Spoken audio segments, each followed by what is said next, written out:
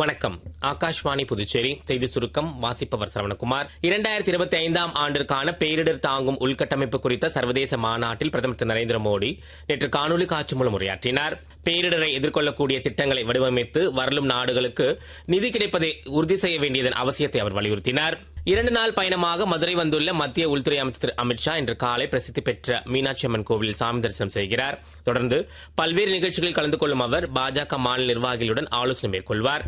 மத்திய பொது நிர்வாகம் அரசு அதிகாரிகள் கல்லூரி மாணவர்களுக்கு இடையிலான கட்டுரை போட்டியை நடத்துகிறது.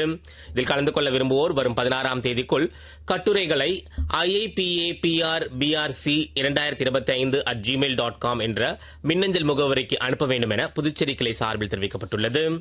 புதுச்சேரி பல்கலைக்கழகத்திற்கு A+ தர அங்கீகாரம் கிடைத்துள்ளதாக துணைவேந்தர் பேராசிரியர் பிரகாஷ் பாபு வெளியிட்டுள்ள செய்திக்குறிப்பில் தெரிவிக்கப்பட்டுள்ளது.